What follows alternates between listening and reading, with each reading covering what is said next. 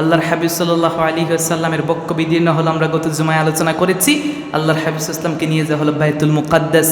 বাইতুল মুকাদ্দাস নিয়ে যাওয়ার পরে আল্লাহর হাবিব সাল্লাল্লাহু আলাইহি ওয়াসাল্লামকে ওই জায়গায় দুরাকাত নামাজের ইমামতি করিয়ে, ওই জায়গায় মেহমানদারি করিয়ে, দুধ পান করিয়ে, ওই জায়গা থেকে সমস্ত নবী রাসূলদের সাথে মুলাকাত সাক্ষাৎ করে এরপর আল্লাহর হাবিব ইসলাম বাইতুল মুকাদ্দাস থেকে বের হয়ে এবার আল্লাহর হাবিব ইসলামের জমিনের সফর শেষ এবং সফর শুরু হবে এখন আসমানের। সুবহানাল্লাহ পড়েন।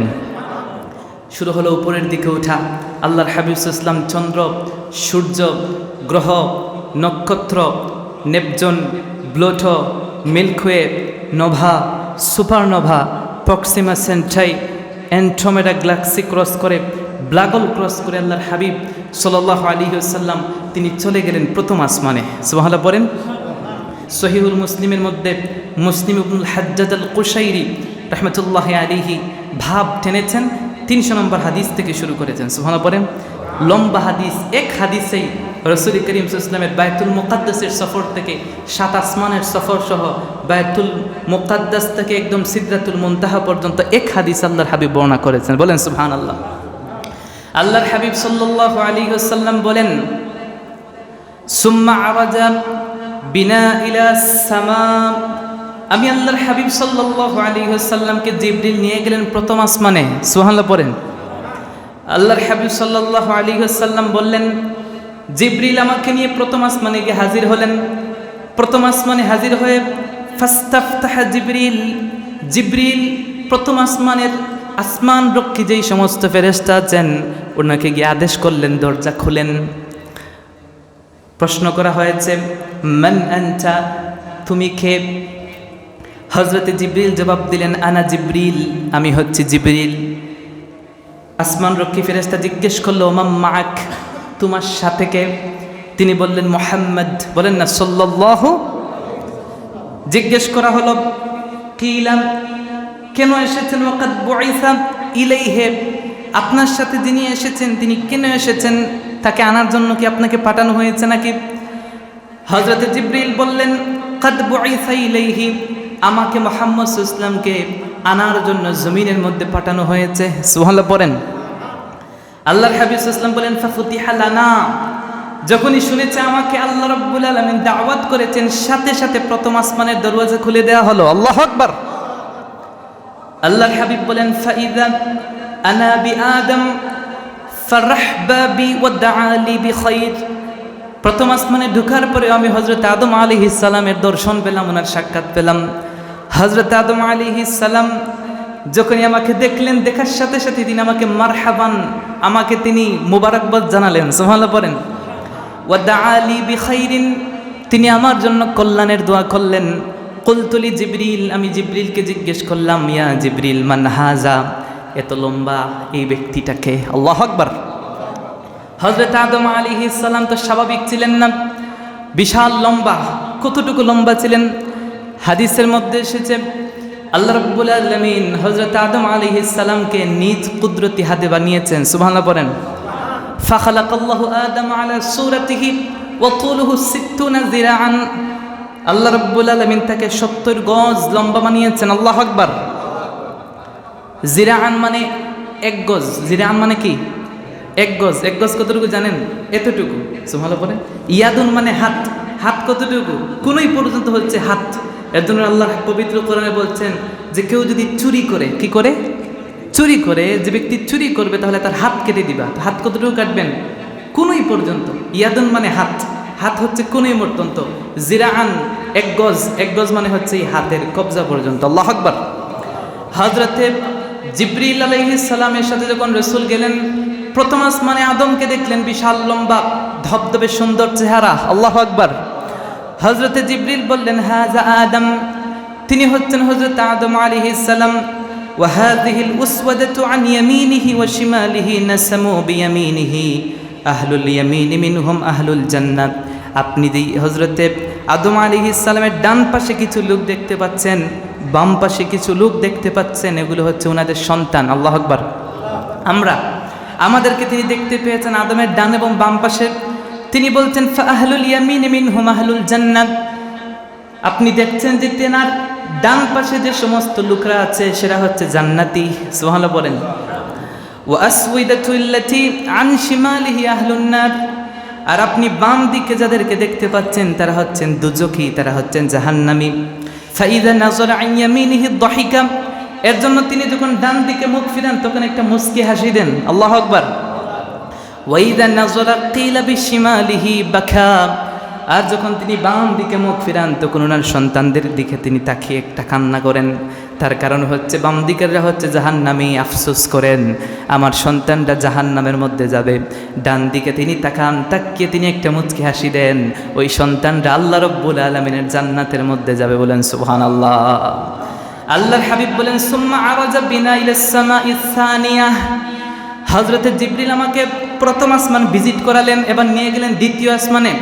হুবহু যাওয়ার পরে ফাস্তাফতাহা জিবরিল আলাইহিস সালাম, হযরতে জিবরিল প্রথম আসমানের দরওয়াজা খোলার জন্য আদেশ করলেন। বলবেন হুজুর আসমানের দরওয়াজা আছে কিনা? হ্যাঁ আছে। আল্লাহ হাবিব সাল্লাল্লাহু আলাইহি ওয়াসাল্লাম অন্য হাদিসের মধ্যে বলছেন ইজা দাখালা রমাদান ফুতিহাত আবওয়াবুর রাহমা ওয়া ফি riwayatin ফুতিহাত আবওয়াবুস সামা ওয়া ফি riwayatin ফুতিহাত আবওয়াবুল জান্নাহ। আল্লাহু আকবার। তাহলে এই হাদিস থেকে বুঝতে পারলাম আল্লাহর হাবিব বলেছেন ইজা দাখালা রমাদান, যখন রমাদান চলে আসে, ফুতিহাত আবওয়াবুস সামা, তখন আল্লাহ আসমানের দরওয়াজা খুলে দেন। তার মানে বুঝা গেল আসমানের কি আছে। হযরতে জিবরিল গেলেন দ্বিতীয় আসমানে, গিয়ে বললেন দরওয়াজা খুলো। জিজ্ঞেস করা হলো মান আনতা, আপনি কে? তিনি বলছেন আনা জিবরিল, আমি হচ্ছি জিবরিল। জিজ্ঞেস করা হলো ওমা মাআক, আপনার সাথে কে? তিনি বলছেন আমার সাথে মুহাম্মদুর রাসূলুল্লাহ সাল্লাল্লাহু আলাইহি ওয়াসাল্লাম। আপনাকে কি ওনাকে আনার জন্য পাঠানো হয়েছে নাকি? জিবরিল বললেন হ্যাঁ, আমাকে ওনাকে আনার জন্য জমিনে পাঠানো হয়েছে। সুবহানাল্লাহ। যখনই আসমান রক্ষী ফেরেশতা শুনতে পেল মুহাম্মদ সাল্লাল্লাহু আলাইহি ওয়াসাল্লামকে আল্লাহ রাব্বুল আলামিন মেহমান করেছেন, ফাফুতিহা লানা, সাথে সাথে দরওয়াজা খুলে দেওয়া হলো। রাসূল বলছেন ফাইদা আনা বিআবনাতা খালাতি ঈসা ইবনে মারইয়াম ওয়া ইয়াহইয়া ইবনে যাকারিয়া, আমি যখনই ঢুকলাম দ্বিতীয় আসমানের দরওয়াজা খোলা হয়ে গেল। ঢুকে আমি হযরতে ঈসা আলাইহিস সালাম এবং হযরতে ইয়াহইয়া আলাইহিস সালামের সাথে সাক্ষাৎ করলাম। সুবহানাল্লাহ।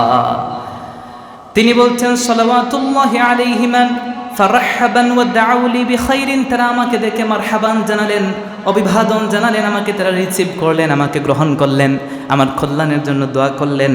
আমার দ্বিতীয় আসমান ভিজিট করা শেষ হয়ে গেল।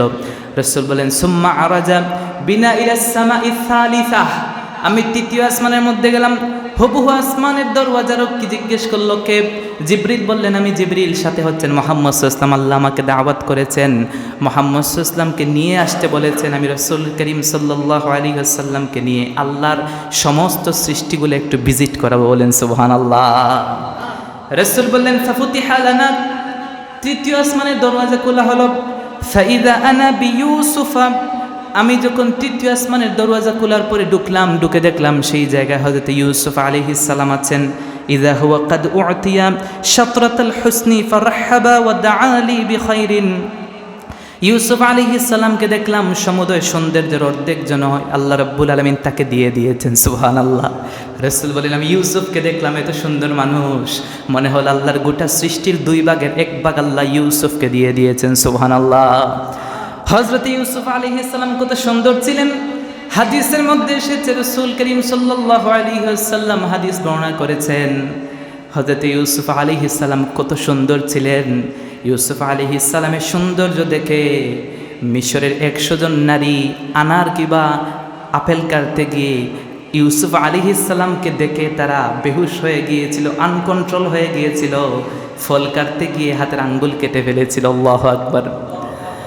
কিন্তু আল্লাহর হাবিব সাল্লাল্লাহু আলাইহি ওয়াসাল্লাম সম্পর্কে আম্মা জান আয়েশা বলছেন, শোনো দুনিয়ার মানুষ, এই পৃথিবীর মধ্যে সত্য ঘটনা হয়েছে, ইউসুফকে দেখে 100 জন নারী ফল কাটতে গিয়ে তারা আঙ্গুল কেটে ফেলেছিল। খোদার কসম, সেই সময় যদি এই 100 জন নারীর সামনে ইউসুফ আলাইহিস সালামকে হাজির না করে আমার স্বামী আমার নবী মুহাম্মদ সাল্লাল্লাহু আলাইহি ওয়াসাল্লামকে হাজির করা হতো, খোদার কসম ওই নারীরা 100 জন নারীরা আমার হাবিব, আমার বন্ধু, আমার জামাই বা আমার স্বামী মুহাম্মদ সাল্লাল্লাহু আলাইহি ওয়াসাল্লামকে দেখে আঙ্গুল কাটতো না রে দুনিয়ার মানুষ, বেহুশ হয়ে যেত, আনকন্ট্রোল হয়ে যেত। তারা তাদের হাতের ছুরি দিয়ে বুক ছিদ্র করে কলিজা বের করে আনতো, তারা ঠেরি পেত না। সুবহানাল্লাহ। হযরত ইউসুফ আলাইহিস সালামের সৌন্দর্য বিরাট সৌন্দর্য দিয়েছেন। আমি দেখলাম হযরত ইউসুফ আলাইহিস সালাম আমাকে দেখে এগিয়ে আসলেন, এসে আমার সাথে মুসাফা করলেন, অভিবাদন জানালেন, আমার জন্য কল্যাণের দোয়া করলেন। আল্লাহর হাবিব বললেন সুম্মা আরাজা বিনা ইলাস সামাইর রাবিআহ, অতঃপর আমি চতুর্থ আসমানের মধ্যে গেলাম। হুবহু প্রশ্ন করা হলো কে? দরওয়াজা নক করার পর জিবরিল বললেন আমি হচ্ছে জিবরিল। জিজ্ঞেস করা হয়েছে ওয়া মাআকা, আপনার সাথে কে? জিবরিল বলেন আমার সাথে সর্বশ্রেষ্ঠ সৃষ্টি মুহাম্মদ সাল্লাল্লাহু আলাইহি ওয়াসাল্লাম। বলা হলো আপনাকে কি পাঠানো হয়েছে নাকি তাকে আনার জন্য? বলে হ্যাঁ, আমাকে পাঠানো হয়েছে তাকে নিয়ে আসার জন্যে। আল্লাহর হাবিব বলেন ফাফুতিহা লানা, দরওয়াজা করে দেয়া হলো। ফাইদা আনা বি ইদ্রিস, আমি যখন ঢুকলাম গিয়ে হযরত ইদ্রিস আলাইহিস সালামের সাথে সাক্ষাৎ হয়ে গেল। সুবহানাল্লাহ। হযরত ইদ্রিস কেমন ছিলেন? ফারহাবা ওয়া দাআলি খাইরিন, হযরত ইদ্রিস আলাইহিস সালাম আমাকে দেখলেন, অভিবাদন জানালেন, মোবারকবাদ জানালেন, স্বাগতম জানালেন, গোটা আসমানটা ভিজিট করালেন, কারণ উনি ওই আসমানের দায়িত্বে আছেন। আল্লাহু আকবার। হযরত ইদ্রিস আলাইহিস সালাম আমার কল্যাণের দোয়া করলেন। হযরত ইদ্রিস আলাইহিস সালাম তো ওই ব্যক্তি যার সম্পর্কে পবিত্র কোরআন বলছে ওয়ারাফা'নাহু মাকানান আলিয়্যা, আমি হযরত ইদ্রিস আলাইহিস সালামের সম্মানটা বৃদ্ধি করেছি। সুবহানাল্লাহ পড়বেন না? রাসূল বললেন সুম্মা আরাজা বিলা ইলাস সামাইল খামিসা, আমি পঞ্চম আসমানের মধ্যে গেলাম। ওই জায়গার মধ্যে যাওয়ার পর হুবহু প্রশ্ন করা হলো। জিবরিল বললেন আমি সাথে মুহাম্মদ সাল্লাল্লাহু আলাইহি ওয়াসাল্লাম। আমি ঢুকলাম, যখনই আমি ঢুকলাম, ঢুকার পরে আমি সাক্ষাৎ করলাম হযরতে হারুন আলাইহিস সালামের সাথে। আল্লাহু আকবার কোন। ফারহাবা ওয়া দাআলি খাইরিন, তিনি আমার কল্যাণের জন্য দোয়া করলেন, আমাকে অভিবাদন জানালেন। সুম্মা আরাজা বিনা ইলাস সামাইস সাদিসা, আমি ষষ্ঠ আসমানের মধ্যে গেলাম। হুবহু জিবরিলকে প্রশ্ন করা হলো কে এসেছেন? জিবরিল বললেন আমি জিবরিল, সাথে মুহাম্মদ সাল্লাল্লাহু আলাইহি ওয়াসাল্লাম। আল্লাহ রাব্বুল আলামিন দাওয়াত করেছেন তার প্যারা হাবিবকে গোটা আসমানটা ভিজিট করানোর জন্যে, আল্লাহর সৃষ্টিটা একটু অবলোকন করাবেন। ইতিপূর্বে যে সকল মানুষ এসেছে, যে সকল নবী এসেছে, কেউ জান্নাত সচক্ষে দেখেন নাই, জাহান্নামও দেখেন নাই, সাত আসমান দেখেন নাই, সবাই সমস্ত নবীরা এইরকম ভিজিট করেন নাই, দেখে সাক্ষ্য দেন নাই। সবার পক্ষ থেকে তো একজন দেখে সাক্ষ্য দিতে হবে। এই পৃথিবীর মধ্যে আমরা কি আল্লাহর জান্নাত দেখেছি নাকি? দেখি নাই। জাহান্নামও দেখি নাই, কিন্তু আমরা সাক্ষ্য দেই কিনা? আল্লাহ একজন আছে, সাত আসমান আছে। বিজ্ঞান বলে না আসমান নাকি একটা, আল্লাহ বলেন না সামাওয়াত, সাবআ সামাওয়াত। আল্লাহ বলেন আমি আসমান সৃষ্টি করেছি কয়টা? 7টা আসমান সৃষ্টি করেছি। এক আসমান থেকে আরেক আসমানের দূরত্ব হচ্ছে 500 বছরের রাস্তা। আল্লাহু আকবার। আল্লাহ রাব্বুল আলামিনের প্রিয় হাবিব সাল্লাল্লাহু আলাইহি ওয়াসাল্লাম বলেন আমি চলে গেলাম ষষ্ঠ আসমানে। ষষ্ঠ আসমানে যখন গেলাম, গিয়ে সাক্ষাৎ করলাম মূসা খলিলুল্লাহর সাথে। আল্লাহু আকবার। আমি মূসা খলিলুল্লাহ, মূসা কালিমুল্লাহর সাথে, যিনি নাকি আল্লাহর সাথে কথা বলতেন, হযরত মূসা আলাইহিস সালাম আমাকে দেখলেন, অভিবাদন জানালেন, আমাকে রিসিভ করলেন, আমার জন্য কল্যাণের দোয়া করলেন। আমি আর একটু উপরে উঠলাম। সুম্মা আরাজা বিনা ইলাস সামাইস সাদিসা, আমি চলে গেলাম সপ্তম আসমানে। আল্লাহু আকবার। রাসূল বলেন হুবহু জিজ্ঞেস করা হলো কে? জিবরিল জবাব দিলেন মুহাম্মদ সাল্লাল্লাহু আলাইহি ওয়াসাল্লামকে সাথে নিয়ে আমি জিবরিল এসেছি, দরওয়াজা খুলো। ফাফতিহা লানা, সাথে সাথে দরওয়াজা খুলে দেওয়া হলো। রাসূল বলেন ফাইদা আনা বি ইব্রাহিম আলাইহিস সালাম, আমি সাক্ষাৎ করলাম জাতির পিতা হযরত ইব্রাহিম খলিলুল্লাহর সাথে। সুবহানাল্লাহ। হযরত ইব্রাহিম আলাইহিস সালাম মুসনিদান যহরাহু ইলা বাইতুল মা'মুর, তিনি বাইতুল মা'মুরের দিকে পিঠটা ড্যাশ দিয়ে তিনি বসে আছেন। আমি যখন গেলাম বাইতুল মা'মুর দেখতে পেলাম। রাসূল বলেছেন কত আসমানে? সপ্তম আসমানে। কত আসমানে? রাসূল বলছেন আমি যখন গেলাম, গিয়ে আমি সপ্তম আসমানে দেখতে পেলাম ইব্রাহিম আলাইহিস সালাম বাইতুল মা'মুরের সাথে ড্যাশ দিয়ে বসে আছেন।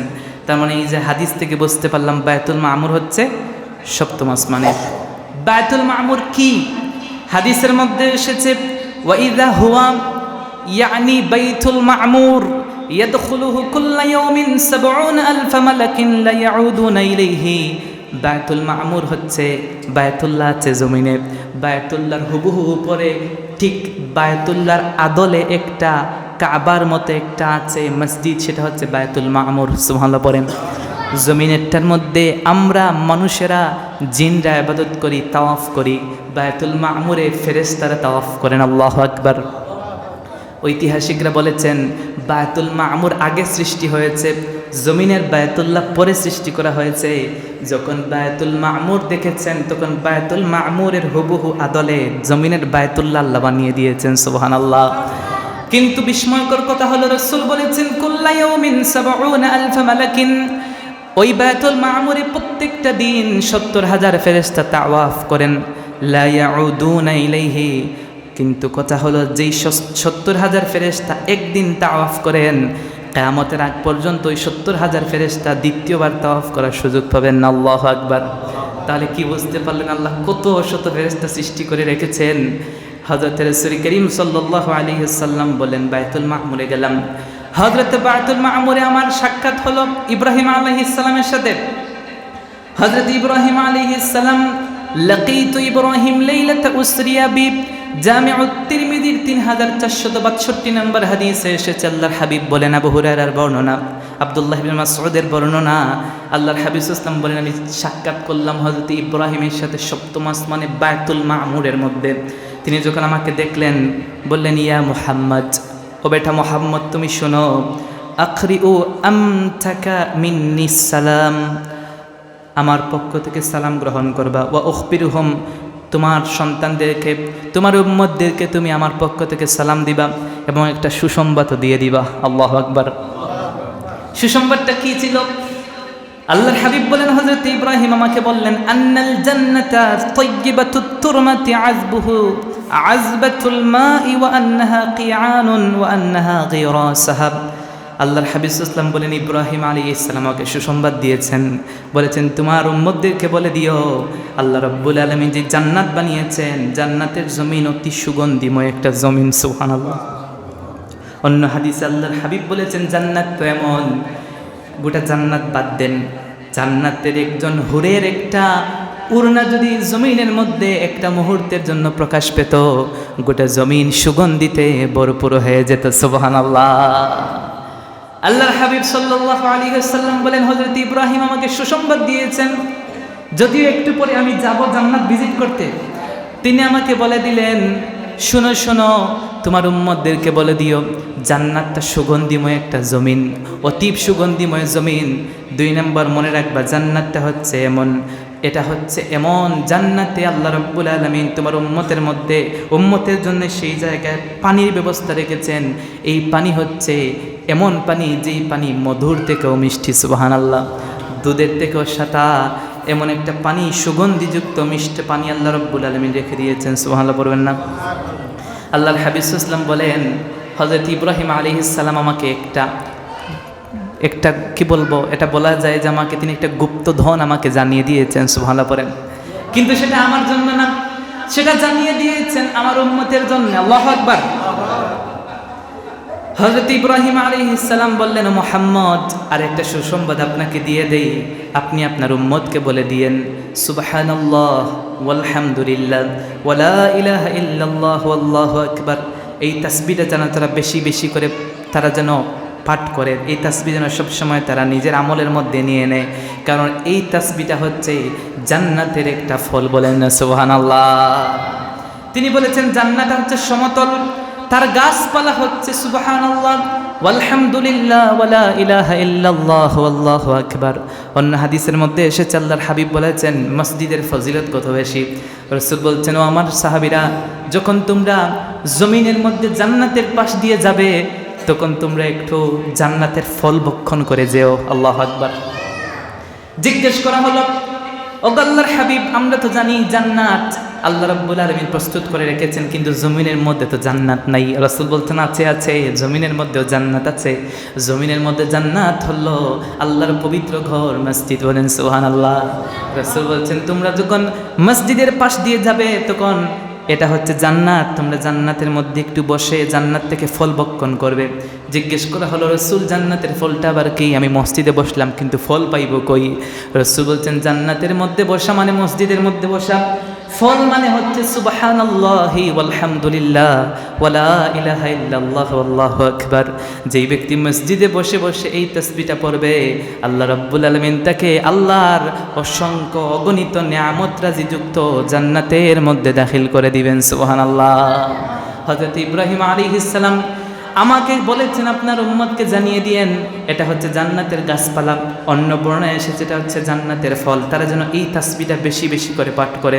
তিনি বলেন সুম্মা যাহাবা ইলা সিদরাতিল মুনতাহা, সহিহ মুসলিমের 300 নম্বর হাদিসের বর্ণনা, আমি চলে গেলাম সিদরাতুল মুনতাহায়। আল্লাহু আকবার।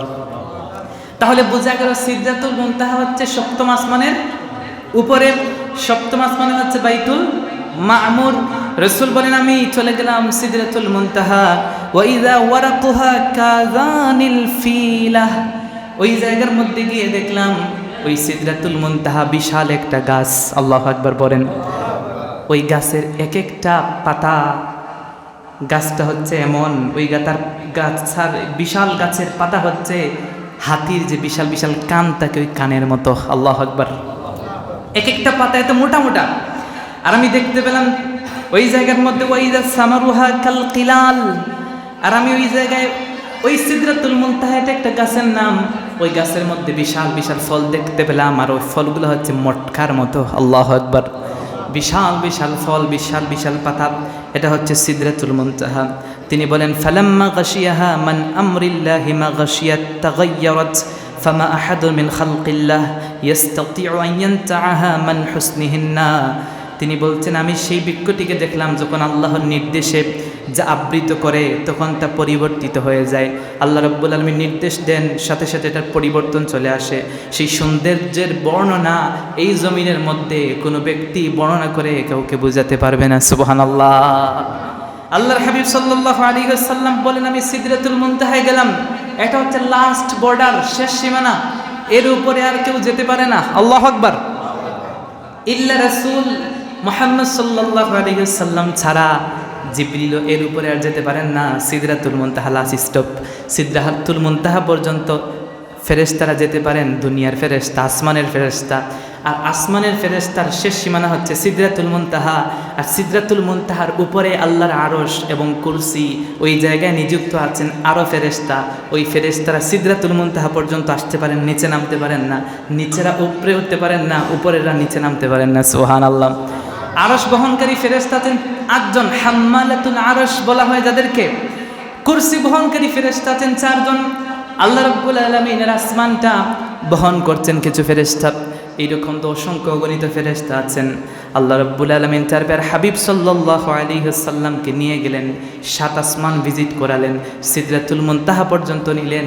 তারপরে নিয়েছেন কিনা এ সম্পর্কে ইখতিলাফ আছে, কিন্তু আমরা যেই কথা বলবো আল্লাহ চাইলে কি নিতে পারেন না? পারেন কিনা?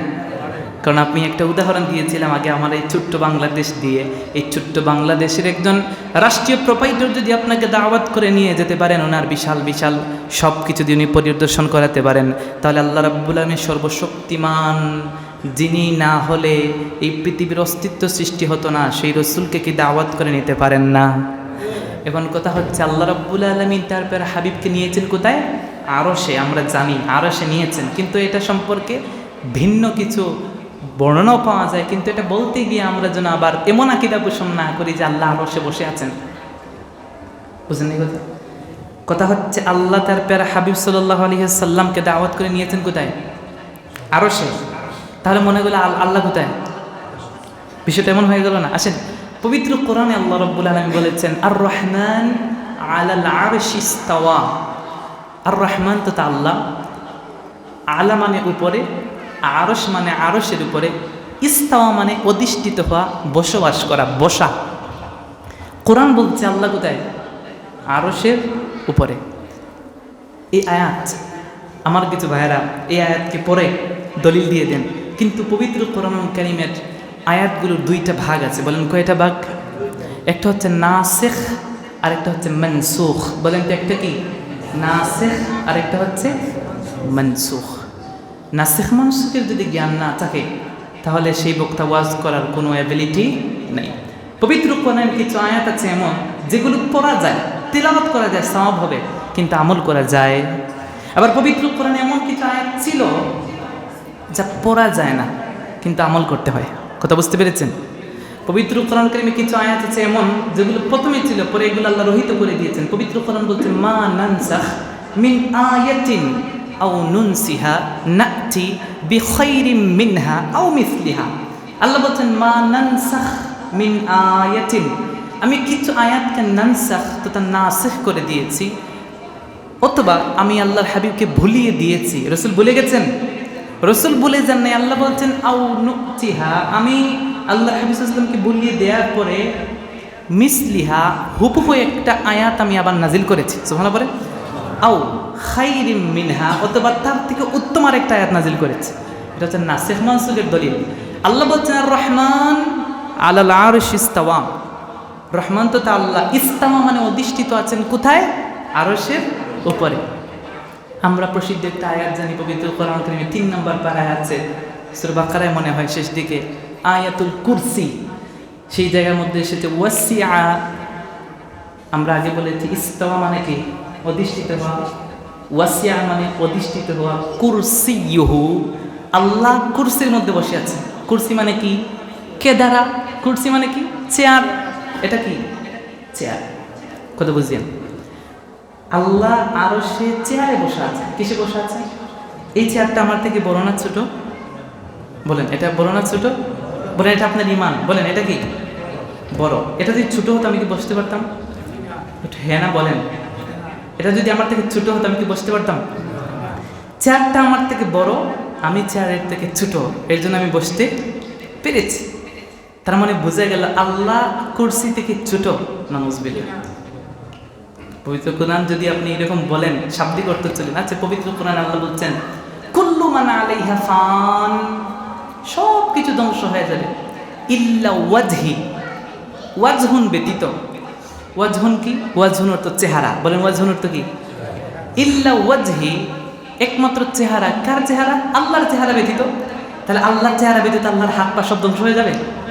নাউজুবিল্লাহ। তো এইরকম অর্থ গ্রহণ করা যাবে না। এজন্য পবিত্র কোরআনের বাংলা অর্থ করা যাবে।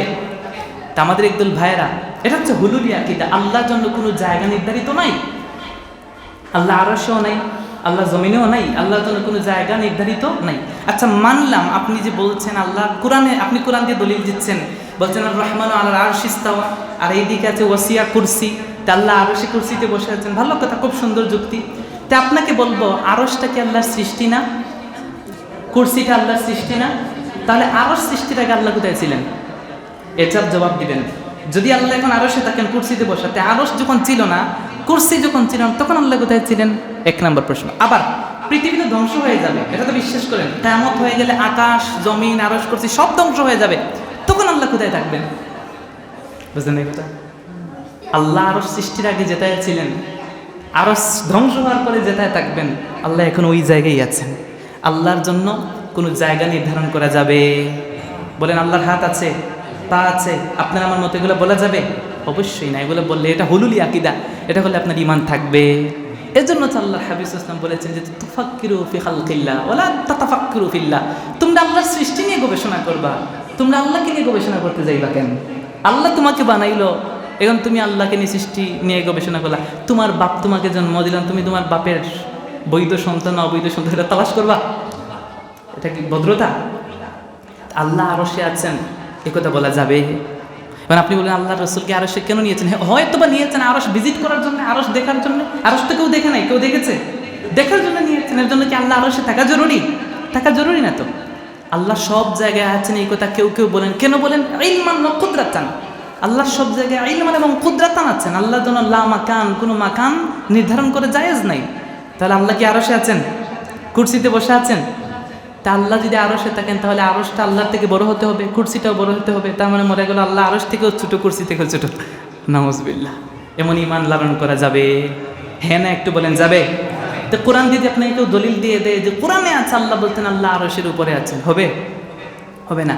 কারণ কোরআন সম্পর্কে আল্লাহ বলছেন ইউদিল্লু বিহি কাসীরা ওয়া ইয়াহদি বিহি কাসীরা। কোরআন দ্বারা অধিকাংশ মানুষ দলালাত পাবে, পথভ্রষ্ট হবে, অধিকাংশ মানুষ হেদায়েত পাবে।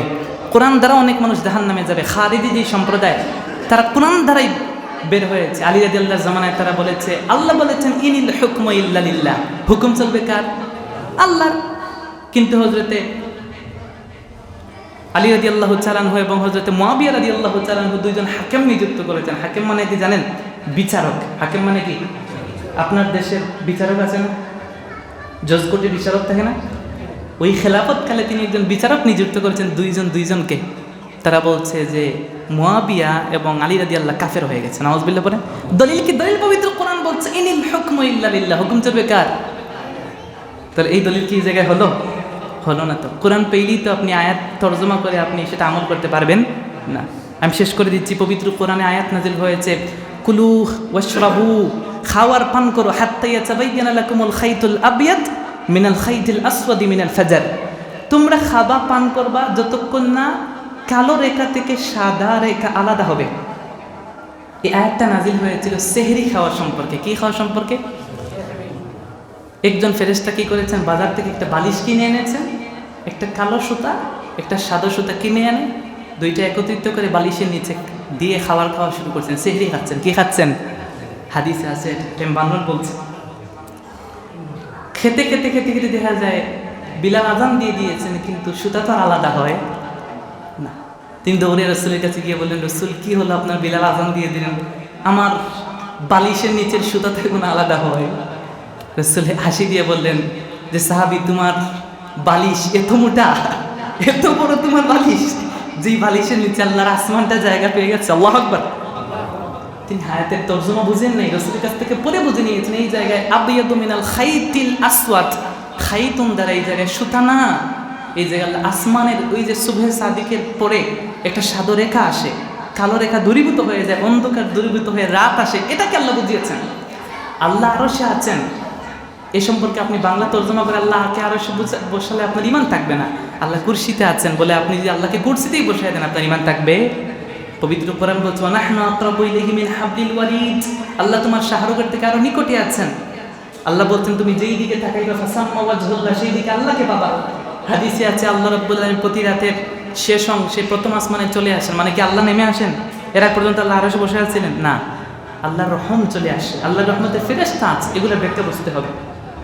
কিন্তু আপনি একজন হুজুরের বক্তব্য শুনে আপনি তার কথা আমলে নেবেন না, একটু যাচাই বাছাই করবেন। গতকালকে এই ধরনের একজন হুজুর বলতেছে তাফসিরে জালালাইন পড়া যাবে না, তাফসিরে জালালাইনে নাকি ভুল আছে। নাউজুবিল্লাহ পড়েন। ওই যে হুজুর বলছে তাফসিরে জালালাইনে ভুল আছে, সে বলতেছে আমি তাফসিরে জালালাইন পড়িয়েছি 3-4 বছর, কিন্তু আমি ভুল দড়িয়ে পড়িয়েছি। নাউজুবিল্লাহ পড়বেন না। অথচ আমাদের এই সাবকন্টিনেন্টে কওমি বলেন, আলিয়া বলেন, সুন্নি বলেন, জামাত বলেন, যেই দলের মাদ্রাসাই হোক না কেন, সর্বপ্রথম যে তাফসিরের কিতাব পড়ানো হয় সেটা হচ্ছে তাফসিরে জালালাইন। এটা হচ্ছে ইমাম সৈয়দি রহমতুল্লাহ আলাইহির লেখা এবং ইমাম মুহাল্লির লেখা রহমতুল্লাহ আলাইহি। সে বলছে তাফসিরে বায়জাবিতে ভুল আছে। আমার কথা হচ্ছে তুমি তাফসিরে বায়জাবির ভুল ধরছো, ইমাম জালালউদ্দিন সৈয়দির তাফসিরে জালালাইনের ভুল ধরতে পারছো। তুমি যদি ওই সমস্ত হাস্তি ওলামায়ে কেরামকে না মানো, ইমাম সৈয়দি রহমতুল্লাহ আলাইহি ওই ব্যক্তি যিনি জাগ্রত অবস্থায় আল্লাহ রাব্বুল আলামিন প্যারা হাবিব সাল্লাল্লাহু আলাইহি ওয়াসাল্লামকে তিনি 55 বার দেখেছেন। সুবহানাল্লাহ পড়েন। কোন বর্ণনায় এসেছে তিনি 55 বার আল্লাহ রাসূলের রওজা জিয়ারত করেছেন। 2 লক্ষ হাদিস যার টুটস্থ ছিল। সুবহানাল্লাহ পড়বেন না? ওই ব্যক্তির ভুল ধরছে আপনার এমন একজন শায়েখ যে আরবি 11টাও পড়তে পারে না হরকত ছাড়া। অতএব এই সমস্ত আলেমদের থেকে ওয়াজ শুনেন, সমস্যা নাই, কিন্তু ওয়াজ শুনে আপনি যাচাই বাছাই নাই করে আমল করিয়েন না। মসজিদে আসলে জুতা চুরি হয় না? যে জুতা চুরি করে সে অবশ্যই মুসল্লি সেজে আছে, চোর সেজে আছে না। আপনার পকেট থেকে টাকা চুরি হয়ে যায়, পকেট মার আছে না বাজারে? ওরা তো বাজারে যায় প্যাসেঞ্জার হিসেবেই গাড়িতে ওঠে, কিন্তু টাকা নিয়ে যায়, প্যাসেঞ্জার সেজে উঠছে। এর জন্য আপনি প্যাসেঞ্জার মনে করবেন তাদেরকে? দেখতে প্যাসেঞ্জার। আলেমরা ভালো না? এখন কিছু শয়তান আলেমের স্রোত ধরে ইসলামটাকে কলুষিত করছে, মানুষের কাছে ইসলামটাকে নেগেটিভভাবে প্রেজেন্ট করার চেষ্টা করছে। তাদের থেকে একটু দূরে থাকবেন। আল্লাহ রাব্বুল আলামিন আমাদেরকে সঠিক বুঝ দিন, পড়েন আমিন। আল্লাহ আজকের জুমাকে কবুল করুন, পড়েন আমিন।